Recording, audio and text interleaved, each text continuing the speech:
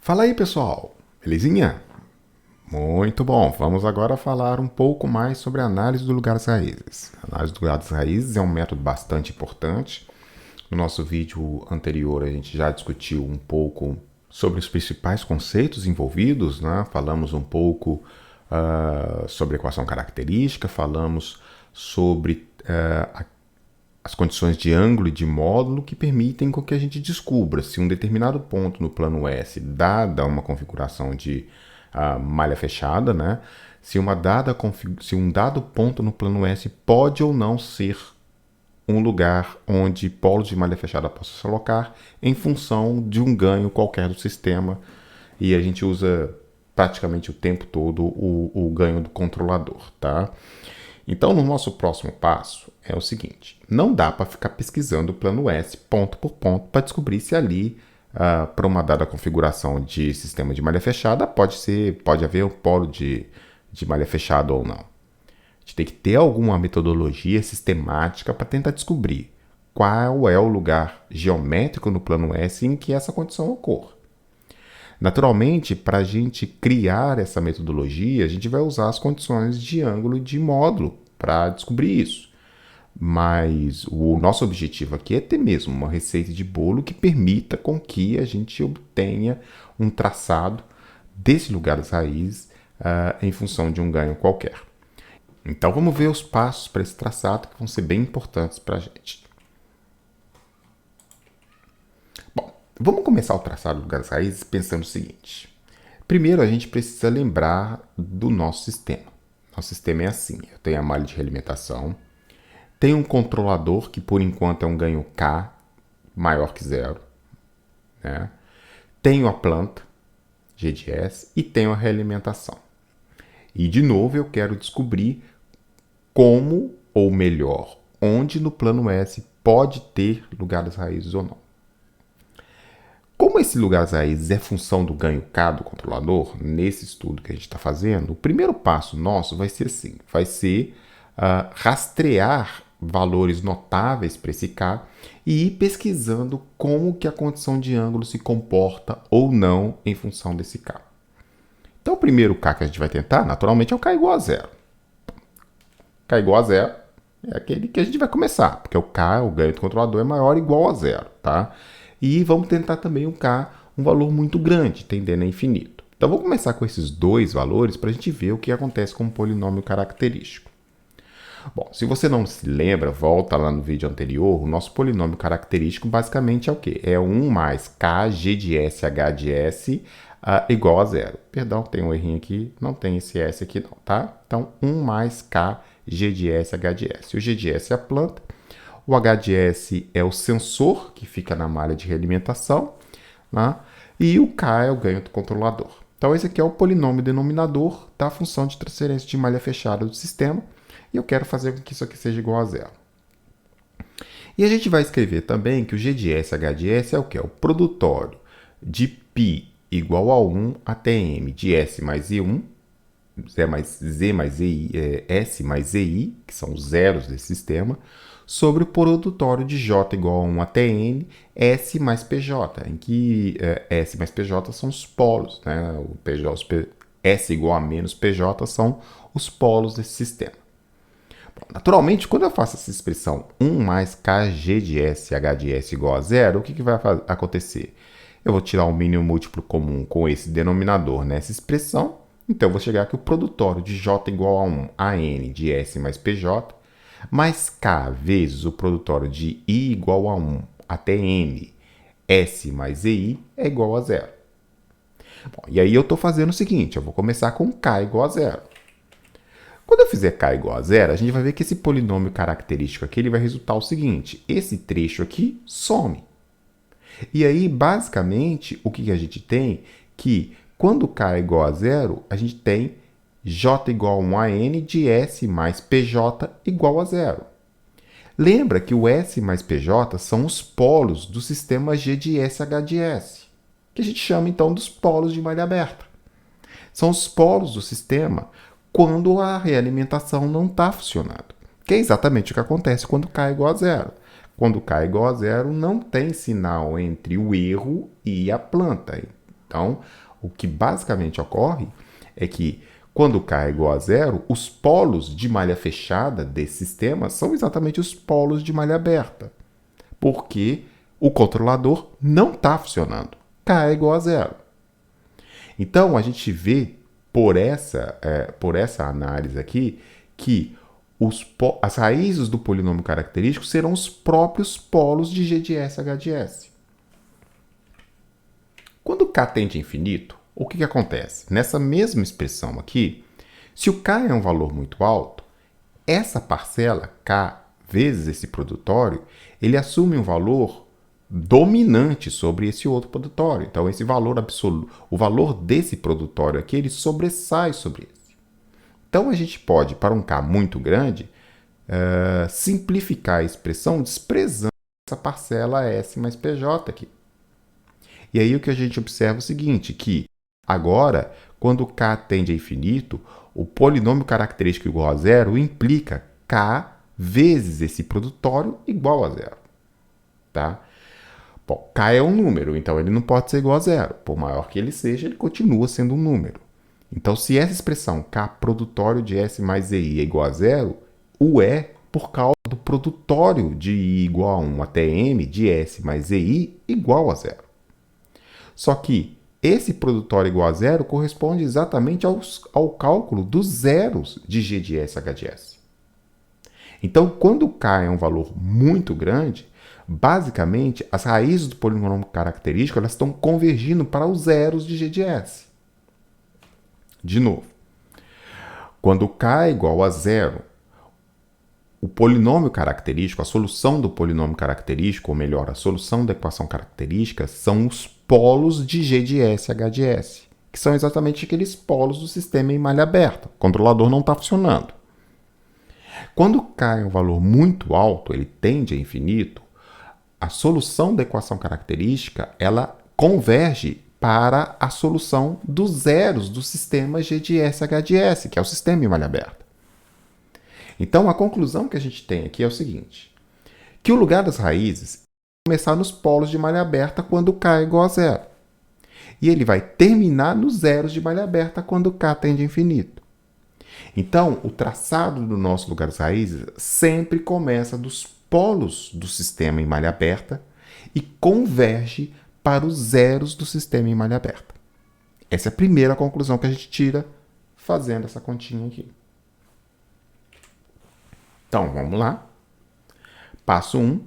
O lugar das raízes ele parte dos polos em direção aos zeros, mesmo aqueles que estão no infinito, quando K é maior ou igual a zero até infinito.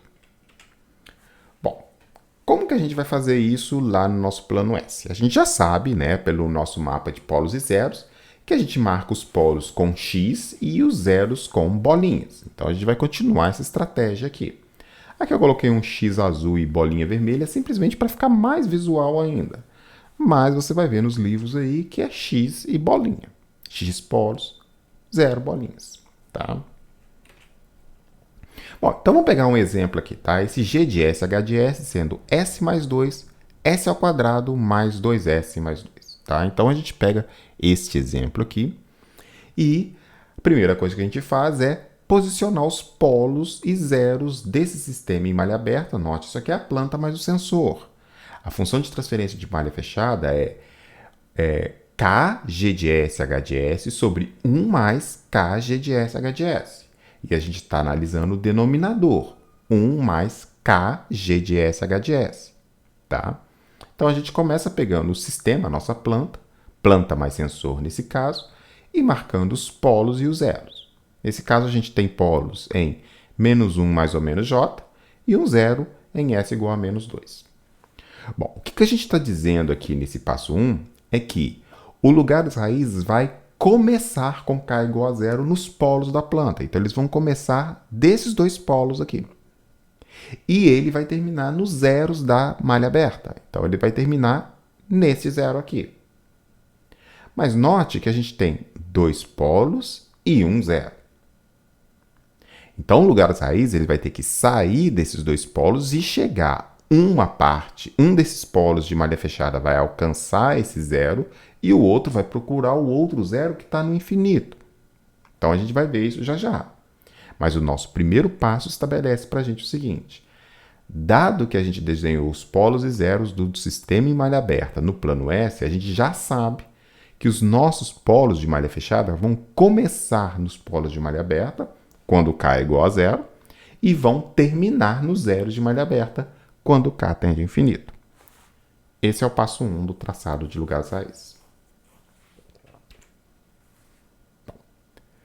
O próximo passo é entender o traçado de lugares raízes no eixo real.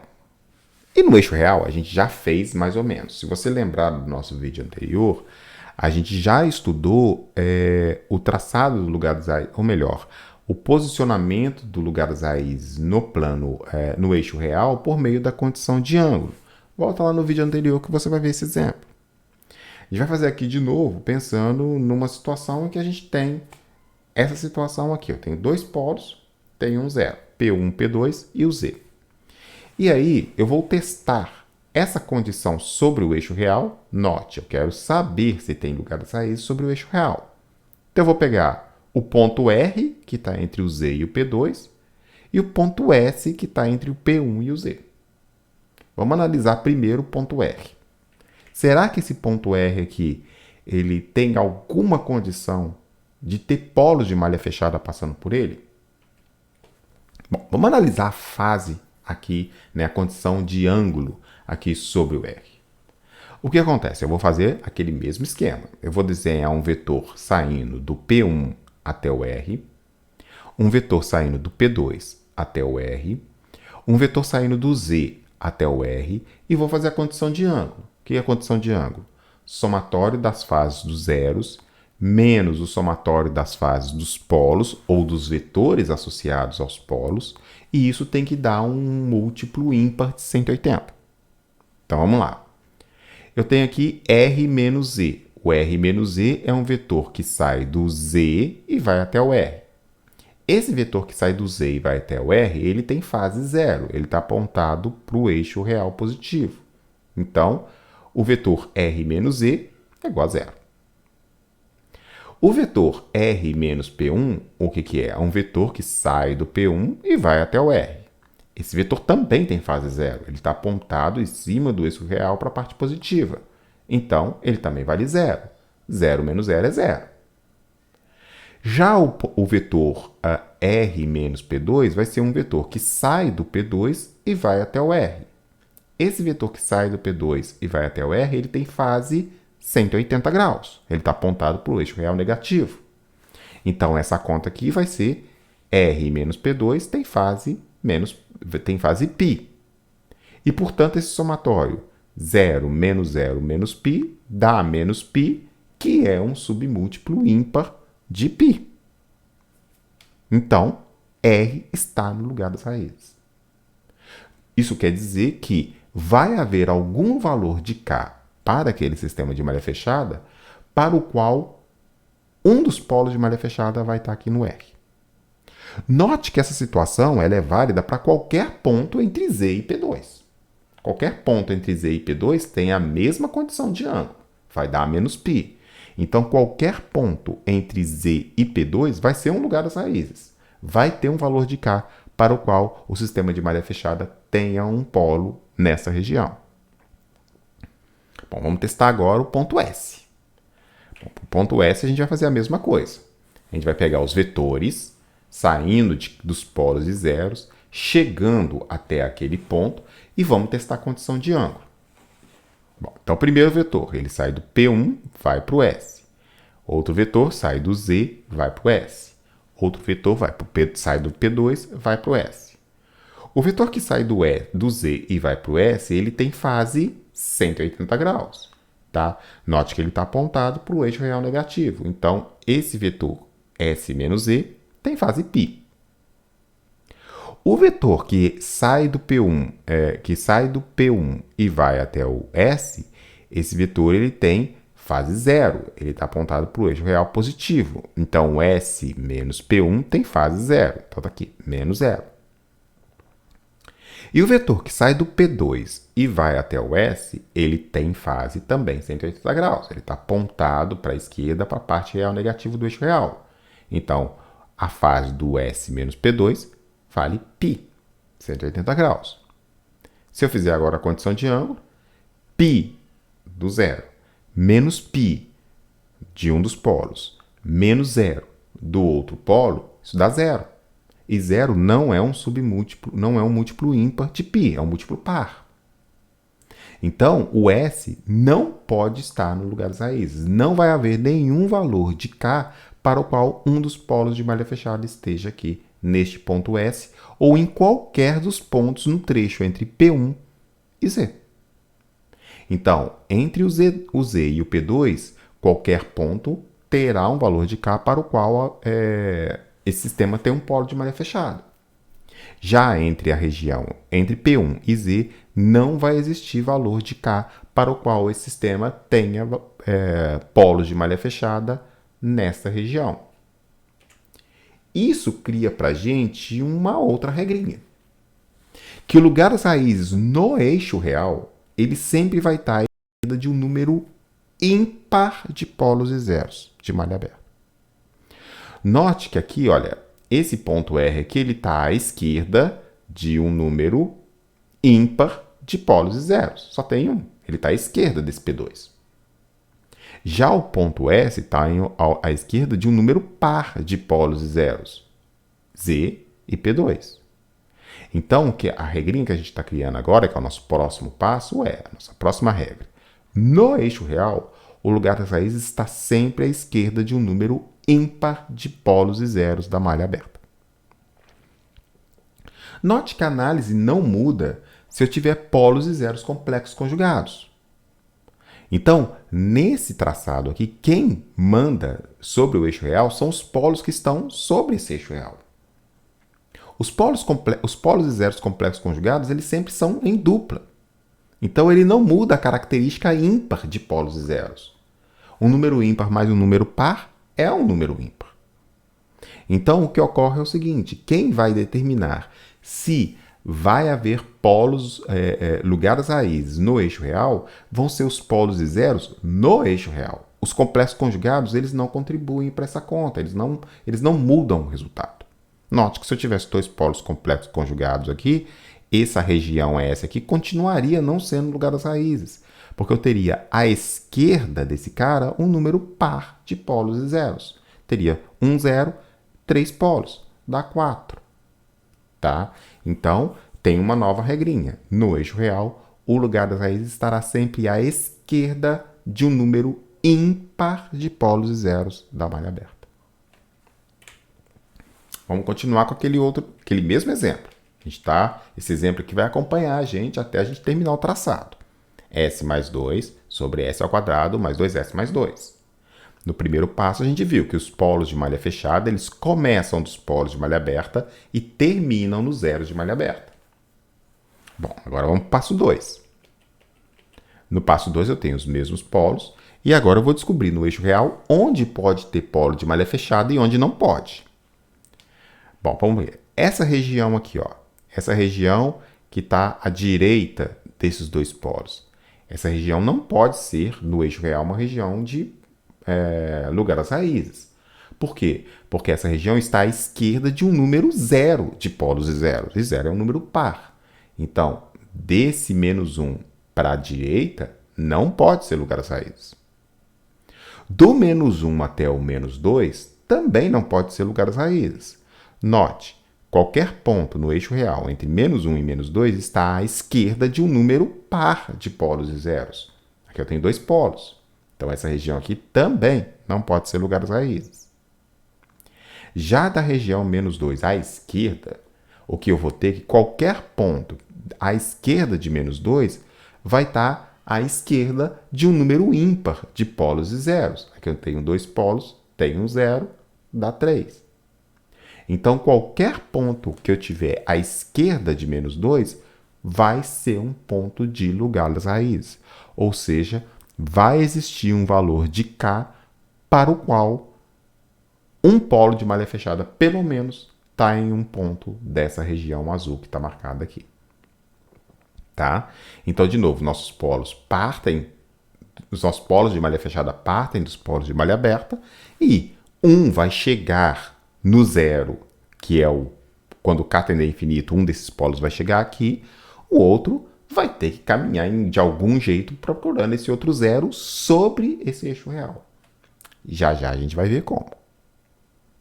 Note que a gente já tem dois passos que delimitam muito bem o traçado geométrico do nosso lugar das raízes. Eu não estou procurando ponto por ponto.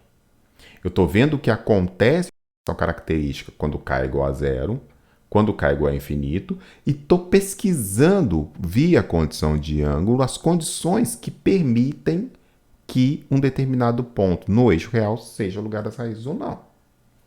Então não tem mágica, não. Note que a presença de polos e zeros complexos conjugados não vai invalidar a análise do eixo real. Nessa situação é exatamente o que acontece. Eu tenho dois polos complexos conjugados.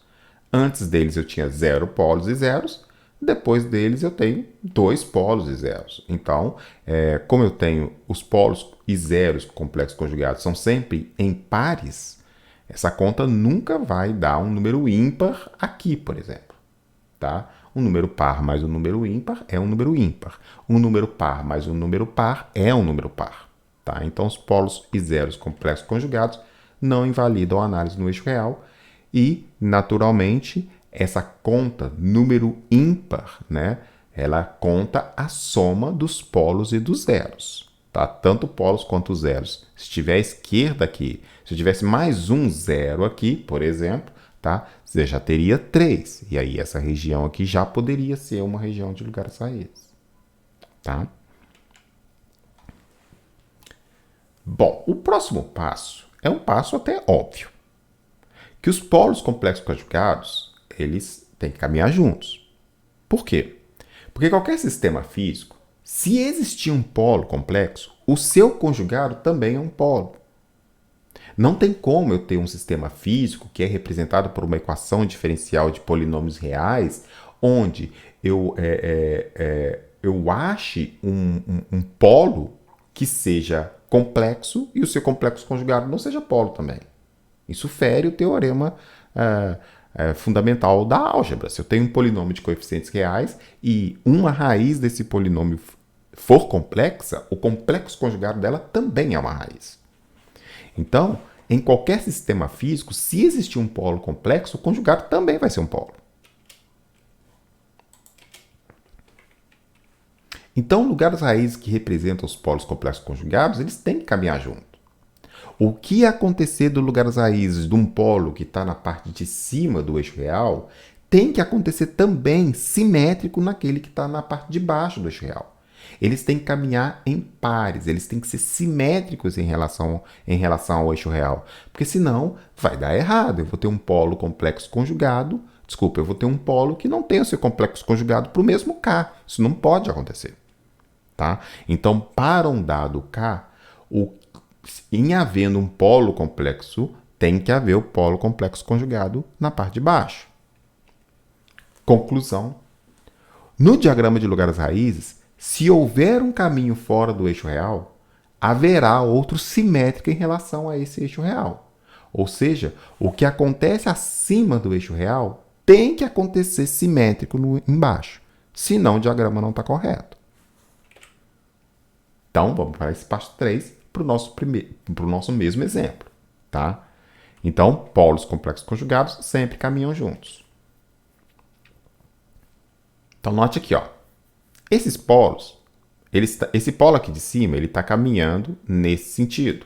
Daqui a pouco a gente vai descobrir por que ele está caminhando nesse sentido. Tá? O que acontecer com esse polo na parte de cima tem que acontecer espelhado na parte de baixo. Tem que acontecer simétrico na parte de baixo. Ou seja, se esse polo eventualmente caminhasse aqui para a direita, o de baixo também teria que caminhar igualzinho simétrico. Tá? Então, o nosso passo 3 é qualquer caminhar de polos complexos conjugados, de polos complexos, tem que ser acompanhado simetricamente pelo seu complexo conjugado. Bom, agora vem mais um passo. Pensa comigo, olha só. Esses dois polos aqui, tenho desses dois polos. Os polos eles têm que começar tem que começar dos polos de malha aberta e tem que terminar nos zeros de malha aberta. Olha, como eu tenho o lugar das raízes apenas no eixo real e esses dois polos aqui, onde começa o lugar das raízes, são complexos conjugados, em algum ponto desse eixo real aqui, esses dois polos têm que se encontrar, certo? Porque senão esses dois polos eles nunca vão um para esse zero e o outro procurando o outro zero.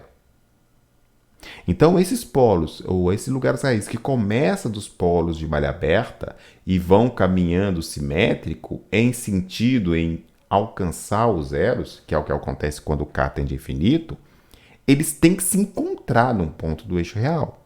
Se não se encontrarem, tem alguma coisa errada.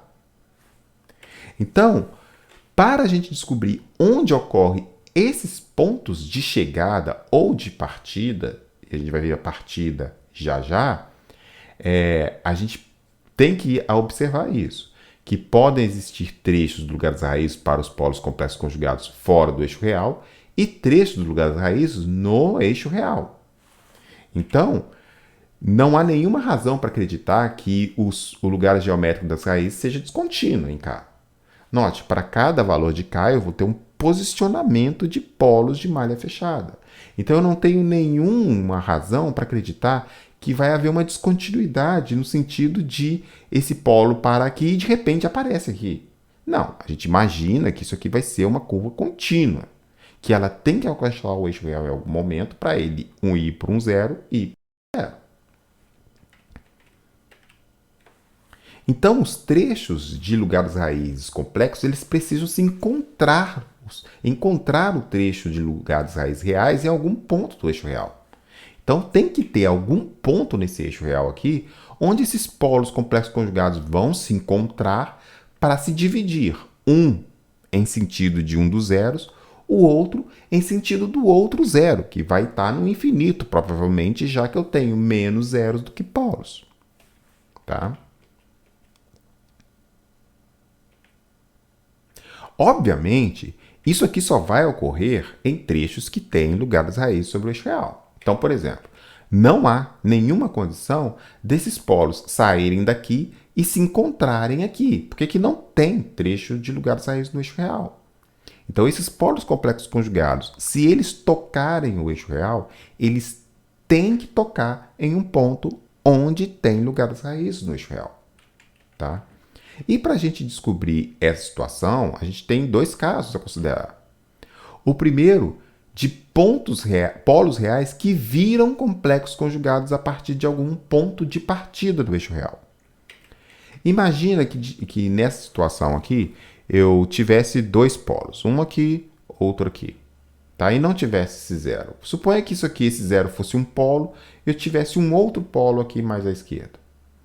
Esses polos eles têm que se encontrar em algum ponto em cima desse eixo real e partir para algum lugar onde ele tem que convergir para o zero, onde ele estiver, onde eles estiverem, esses dois polos que estariam aqui em cima do eixo real, eles têm que caminhar até se encontrarem e quando eles se encontrarem, eles partem do eixo real em busca dos zeros que provavelmente não estão naquele trecho,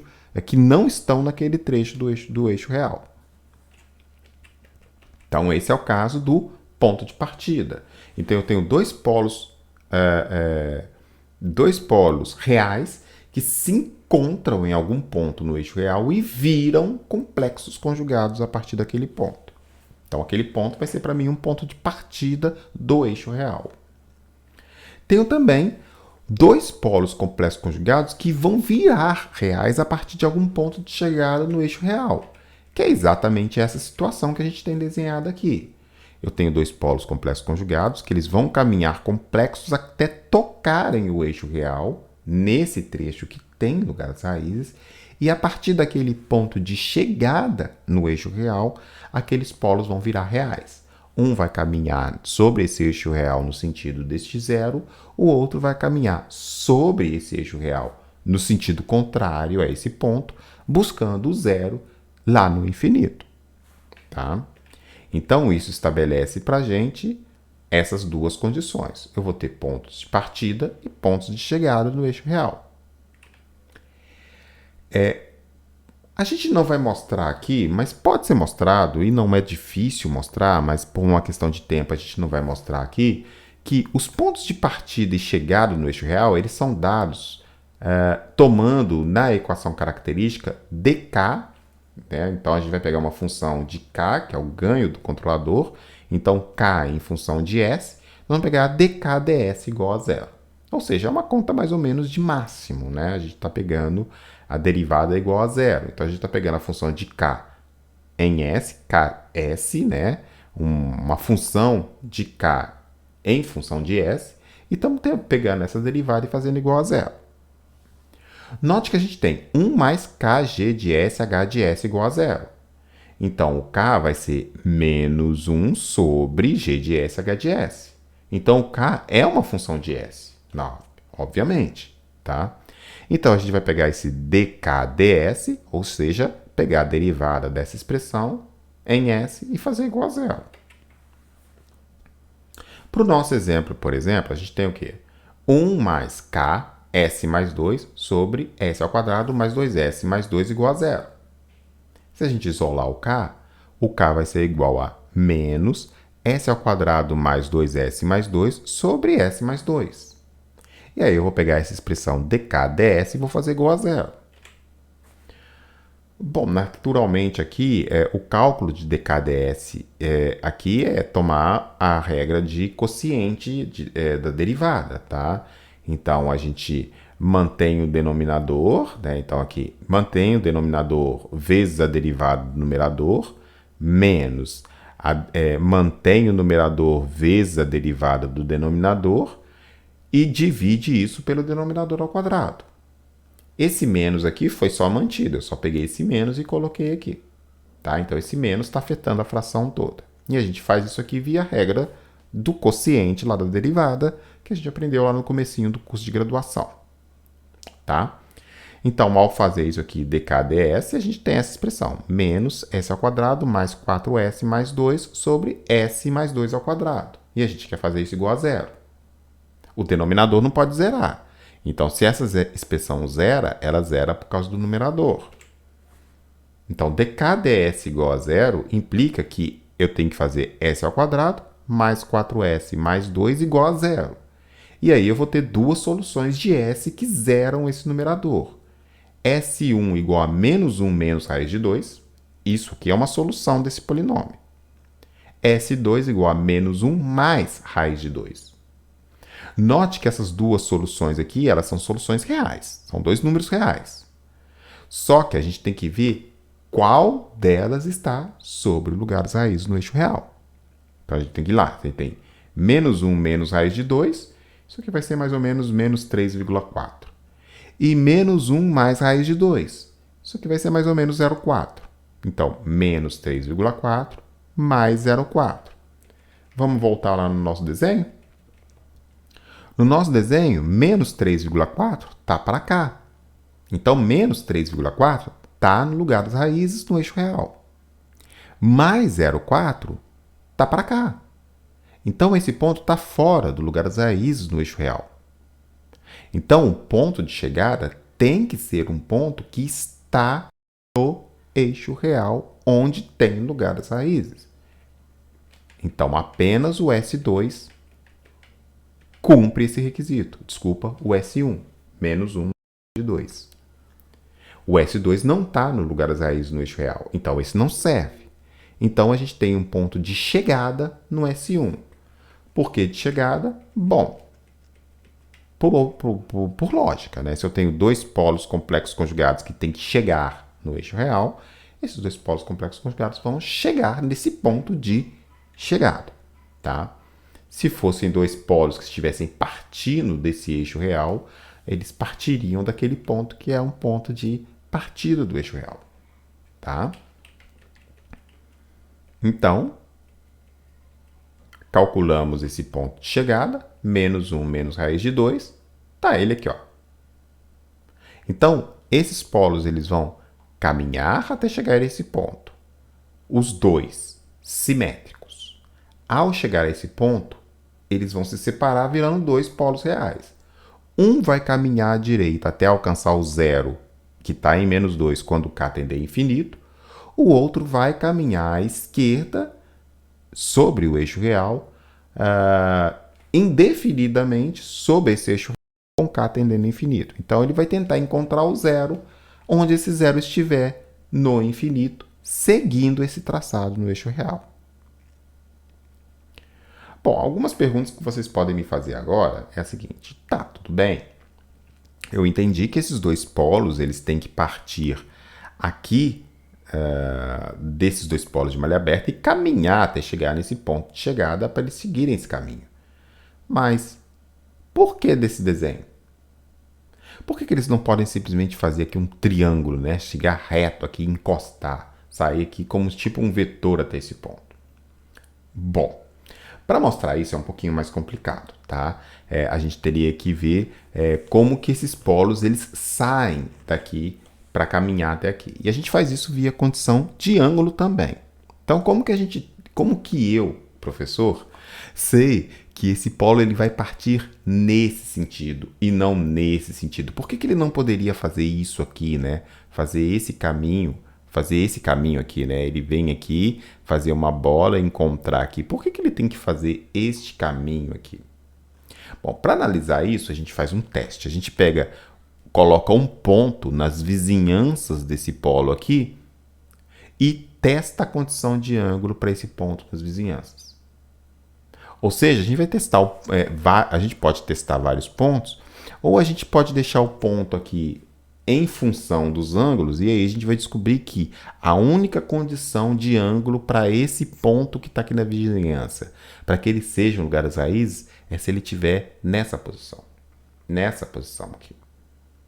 Então, a gente não mostra isso aqui, não há necessidade disso. Vocês vão ver que o traçado do lugar das raízes hoje é totalmente computador, tá? Então, por isso que a gente não mostra como que a gente descobre como que o caminho, como que ele sai de um determinado polo e vem para esse ponto de chegada. Por que ele tem que fazer isso e não pode fazer nem esse caminho reto, nem uma volta muito doida aqui para chegar até aqui. Ele tem que passar por esse caminho, tá? É bastante... A prova vem exatamente do lugar das raízes, da condição de ângulo aplicada nas cercanias desse ponto e deste ponto aqui, para a gente saber como que ele sai daqui e chega aqui, tá? Mas isso aí fica para os um pouquinho mais interessados ou para aqueles que querem aprofundar um pouquinho mais no lugar das raízes, tá? Para os nossos propósitos aqui, já que isso aqui para a gente é um esboço, tá? É suficiente a gente compreender, né, que esses polos eles vão caminhar dessa forma e chegar aqui nesse ponto, tá? Bom, um outro passo do nosso traçado é o seguinte: como que os meus polos eles convergem para o infinito? Note que aqui eu sei, um deles vai ter que vir para esse zero. O outro vai caminhar à esquerda procurando o outro zero do infinito. Mas será que é isso mesmo? Será que esse polo vai sempre caminhar nesse sentido aqui até alcançar o outro zero, que está lá no infinito? Como que esse zero, como eu posso determinar o traçado do lugar das raízes do ponto de vista de convergência para os zeros que estão no infinito? Bom, para fazer isso, a gente tem que descobrir, então, como que a gente segue essa convergência para o infinito, tá? Então, a gente já sabe que os polos, que o lugar das raízes é parte dos polos de malha fechada e converge para os zeros de malha aberta.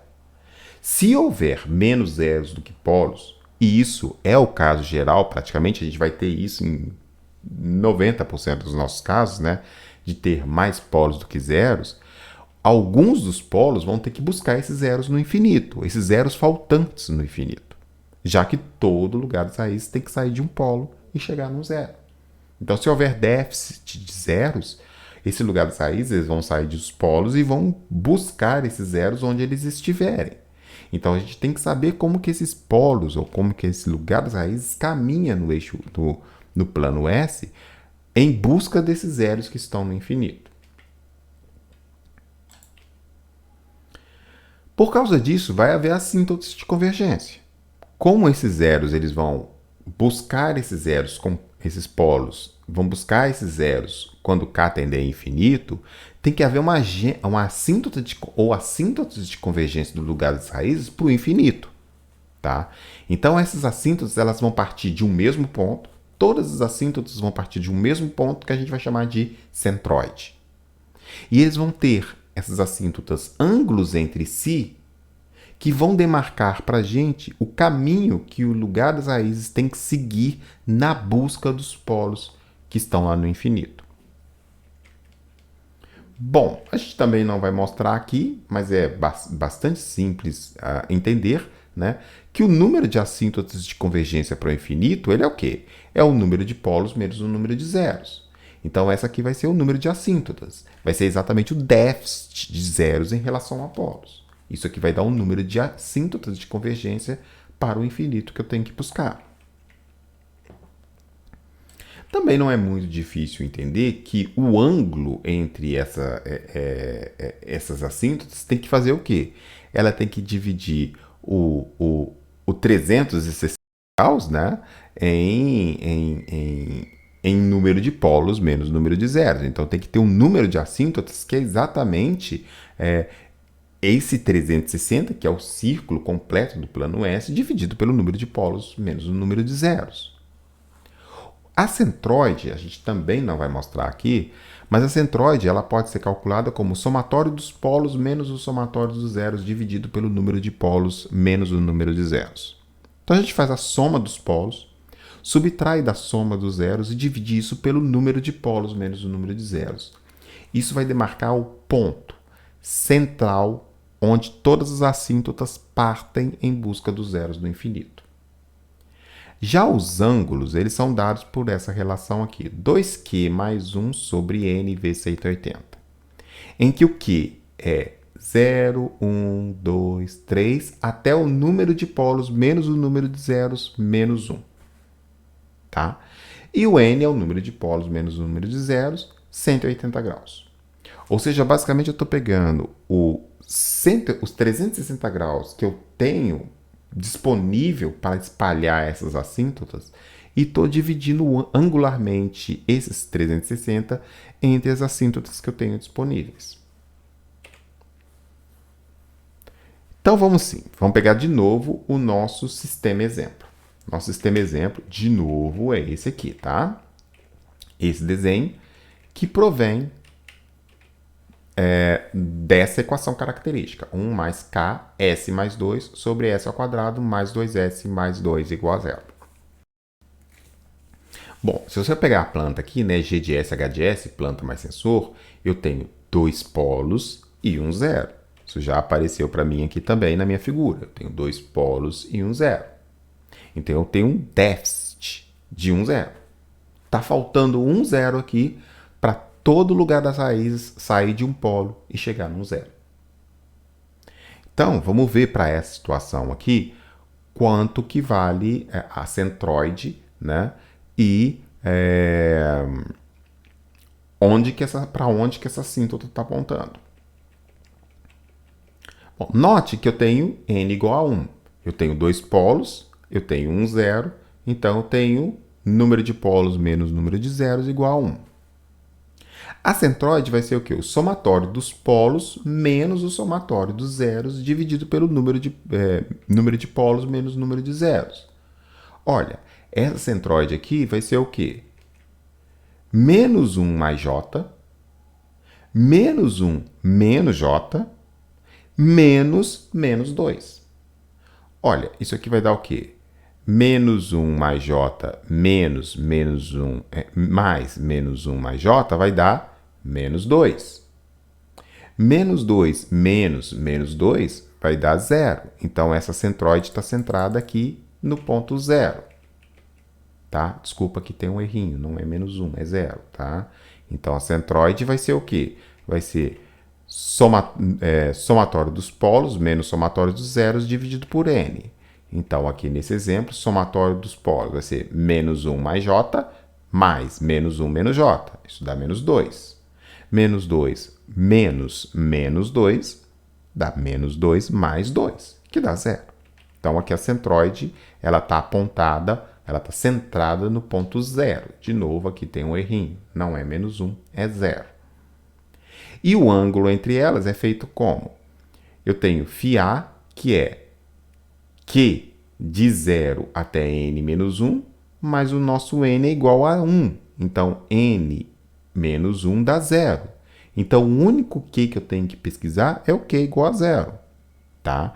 Então, de novo, eu tenho n igual a 1, 1 menos 1 dá 0, então eu tenho que pesquisar do Q igual a 0 até 0. Então, só tenho que pesquisar o Q igual a 0. E o Q igual a 0 nessa expressão dá o quê?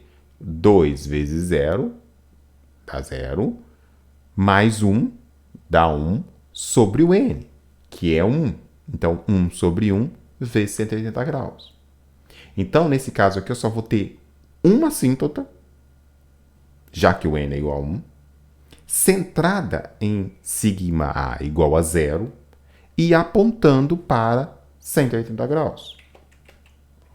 Que é exatamente isso que está sendo mostrado na figura. Então, a centroide está centrada aqui em 0, a origem do plano S, e ela está apontada 180 graus no eixo real, ou seja, ela tem 180 graus, ou para cá, ou para cá. E eu tenho essa única assíntota. Note que agora a coisa está totalmente coerente. Os dois polos partem do eixo, eles partem aqui dos polos de malha aberta, vão caminhando no plano S até se encontrarem no ponto de chegada. Um deles vai caminhar sobre o eixo real até o 0, que está em menos 2, e o outro vai caminhar no eixo real seguindo essa assíntota que está apontando para o menos infinito. Então, ele vai caminhar para a esquerda. Tá? Então, a gente viu que só vai ter uma assíntota e essa assíntota vai estar apontada para 180 graus. Tá? Então, note que eu estou pegando 360 graus aqui e dividindo esse 360 graus em um número de trechos, né? Um número de ângulos, que é número de polos menos número de zeros mais 1. Tá?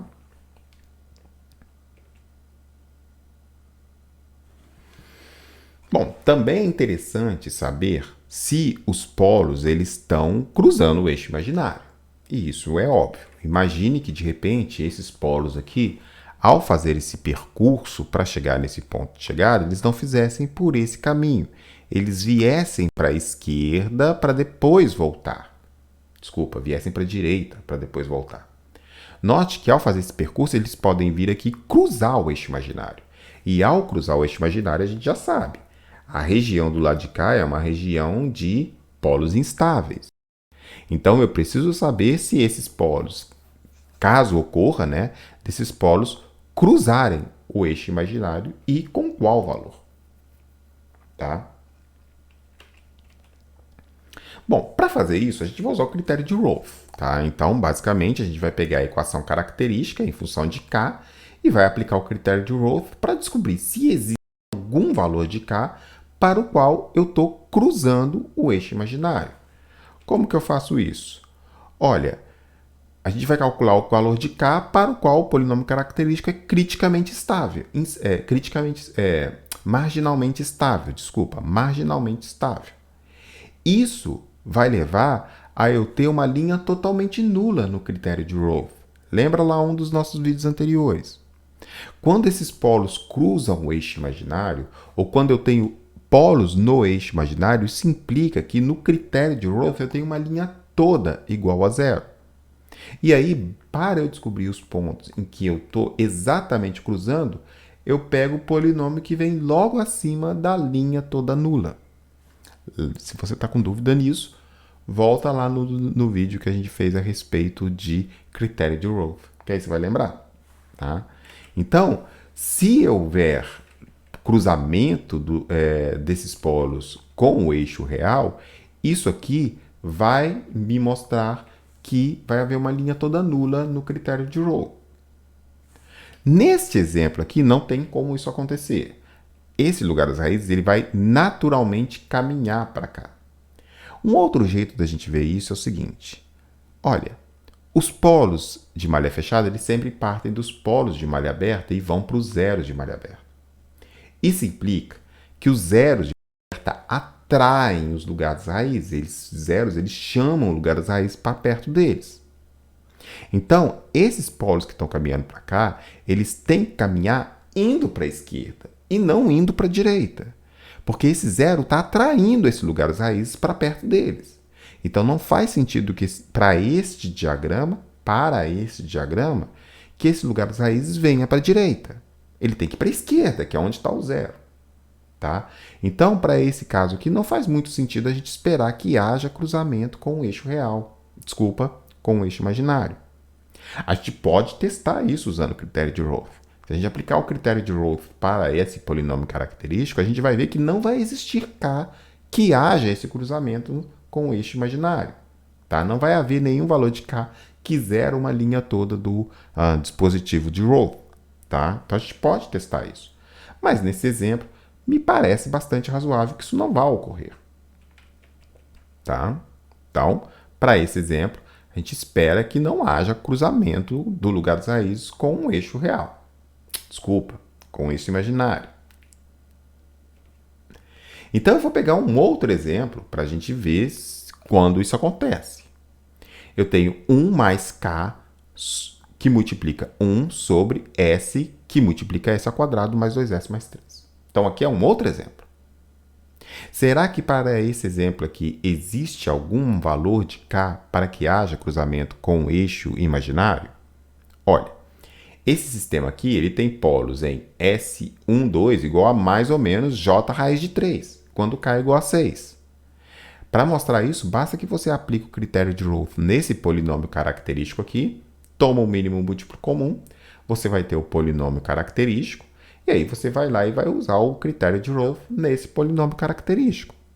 S ao quadrado mais 2S mais 3 mais K. Isso tudo tem que ser igual a zero. E aí você vai ver que quando K é igual a 6, eu tenho dois polos exatamente em mais ou menos J raiz de 3.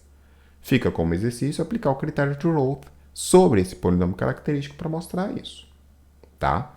Então, quando K é igual a 6, esse sistema aqui vai ter dois polos cruzando o eixo imaginário exatamente em mais ou menos J raiz de 3. Tá? Então, esse aqui seria o nosso sexto passo de traçar lugares raízes. Tá?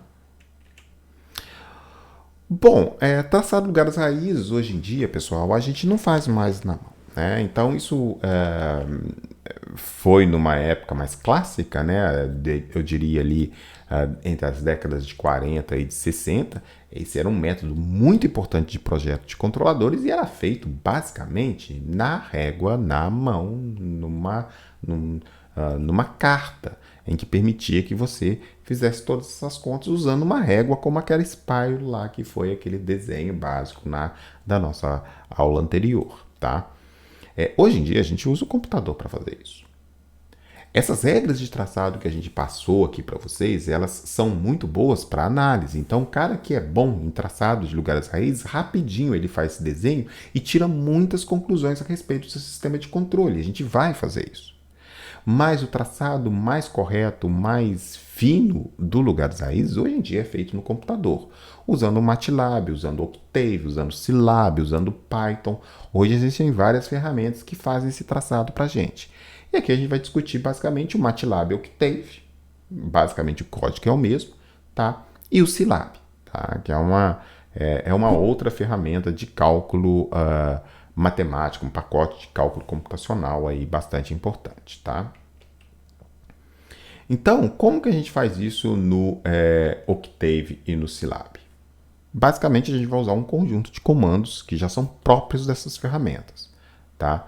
Mas é muito importante, e é por isso que a gente estuda o traçado, estuda a condição de ângulo, estuda a condição de módulo, entender o que está por trás do traçado. É por isso que a gente não vem aqui e simplesmente apresenta os comandos assim já de cara para vocês. Porque senão você não entende o que é o lugar das raízes. O lugar das raízes tem uma teoria, tem uma técnica por trás dele. E é muito importante que você entenda isso e pelo menos traçar rapidamente com esses passos que a gente passou para vocês, o lugar das raízes de um sistema, até para você sentir confiança naquilo que o computador está entregando para você de resultado. Ou para permitir que com esse traçado você bole as técnicas de controle que você precisa, que depois você vai confirmar usando o traçado no MATLAB, no Scilab, no Python. Então aqui é muito importante ter domínio da ferramenta, que é o lugar das raízes, em vez de ter apenas o domínio do computador. Tá? Nós estamos aqui para que você tenha esse domínio da ferramenta, porque é esse domínio que vai permitir com que você faça uma boa análise e um bom projeto de um sistema de controle usando o computador como uma ferramenta. O computador é uma ferramenta, não é um método. Então, é muito importante corrigir isso e, uma vez conhecido isso, você pode ir lá no computador naturalmente fazer o traçado do lugar das raízes usando as funções. Tá? Então, por exemplo, se eu tenho aí esse polinômio característico, que foi o nosso exemplo aí praticamente em todos os passos, como que eu faço para traçar o lugar das raízes no Scilab ou no MATLAB Octave, tá? Então, no Scilab basta que eu siga esse conjunto de comandos, né? Então, basicamente, eu vou ter que definir a variável s pelo comando poly, vou usar o syslim para criar o sistema linear s mais 2 sobre s ao quadrado mais 2s mais 2, e aí eu vou usar o comando evans gma, tá? Que vai basicamente fazer o lugar das raízes para esse sistema em função de um ganho k. Evans, naturalmente, em homenagem ao criador do método de lugar das raízes. Já no MATLAB Octave, a gente faz um pouco diferente. A gente define a variável s usando o comando tf, né? Então, tf é um comando de transfer function, né? Então, se você tiver o pacote de controle instalado no seu MATLAB ou no seu Octave, se você usar o tf, você vai criar a variável s. Aí você vai poder definir a função de transferência diretamente já usando esse s. E aí o comando para você criar o lugar das raízes é rlocus, tá? Então, rlocus gma. É muito importante entender o seguinte, que o Scilab é uma ferramenta gratuita. Então, uma vez que você instala o Scilab, ele já vem com um pacote de controle embutido nele. Então, você pode usar isso aqui tranquilamente, sem problema nenhum. O MATLAB é uma ferramenta paga, tá? Então, o cerne do MATLAB ele é separado do pacote ou do toolbox de controle. Então, mesmo que você tenha o MATLAB, você tem que ver se você tem o toolbox de controle para poder usar essas ferramentas aqui. Tá? Já o Octave é uma ferramenta gratuita e é gratuita e usando como comando os mesmos nomes que vêm do MATLAB. Tá? A única coisa que você tem que ver, você tem que também instalar o toolbox de controle, mas esse toolbox também é gratuito. Tá? Então tem aqui vários jeitos de você ver isso. Tá aqui para quem quiser usar a ferramenta que quiser. Tá? Tá aqui o traçado do lugar das raízes feito no Scilab para aquele sistema exemplo nosso. Note que estão aqui os dois polos marcados, está aqui o zero, né? E ele mostra para você, o lugar das raízes sai desses dois polos, se encontra nesse ponto de chegada, o azulzinho vem para a direita, o pretinho vai para a esquerda. Note que não faz nenhuma diferença quem que vai, né? Se é o de cima ou de baixo.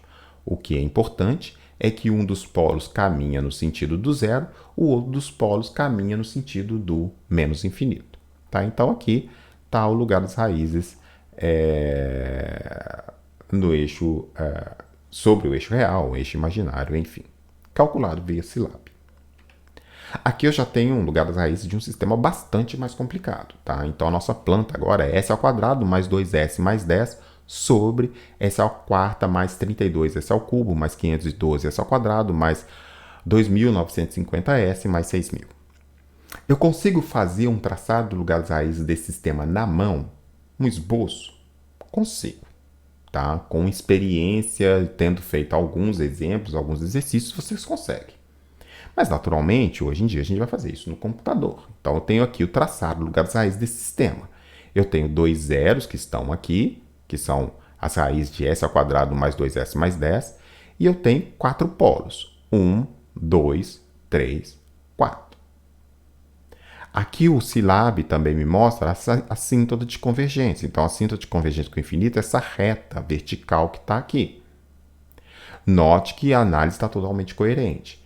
lugar das raízes no eixo real, sempre à esquerda de um número ímpar de polos e zeros. 3, 5.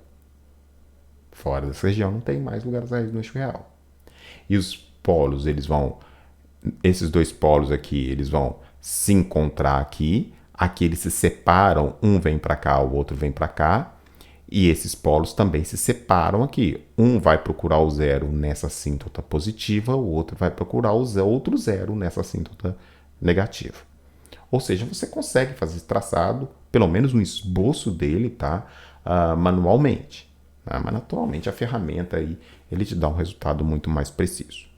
Tá bom? Então você consegue fazer isso usando esses comandos que estão aqui. Para o Scilab, para o MATLAB, para o Octave, tranquilamente. Tá? Bom, é isso aí. Uma aula longa, bem longa e bem densa. Tá? Então aqui, pessoal, não tem jeito. Não existe outra receita que eu possa passar para vocês aprenderem a fazer o traçado de lugares raízes. Precisa fazer muito exemplo. Precisa fazer muito exercício. Então você pode pegar esses exemplos que estão aqui, tentar fazer o traçado de lugares raízes dele, né? Comparar com uma daquelas ferramentas lá para saber se você fez direito. Talvez buscar alguns exemplos aí na literatura, nos livros, na internet, para ver se você está conseguindo traçar tudo direitinho mesmo, né? Mas aqui não tem segredo. Tem que fazer os exercícios, tem que treinar, que, né, vai ser esse treino que vai tornar você mais apto a fazer esse desenho, tá? E como mensagem final, eu deixaria para vocês exatamente isso. Traçar lugares raízes no computador, ok, é a ferramenta que a gente tem disponível, muito importante, auxilia extremamente do projeto, agiliza muitas coisas. Mas tem que ter o conceito do lugar das raízes na cabeça, porque daqui a pouco a gente vai estudar alguns métodos de projeto que conhecer o método de lugar das raízes, a condição de ângulo, a condição de módulo e saber traçar ali num papel de pão mesmo, rapidinho, pode te levar a um projeto de controle mais rápido, feito mais rápido, ou mais eficaz, menos eficaz, enfim. Tá bom? A gente vai ver isso aí nos nossos próximos vídeos. Continuem estudando, continuem fazendo aí os exemplos e os exercícios, que isso vai ser bastante importante. Tá bom? Um grande abraço, força, continuem, né? Essa matéria é um pouquinho encardida, mas não desiste. Vamos que a força está com vocês. Tá bom? Um grande abraço e até a próxima. Valeu, até mais. Tchau, tchau.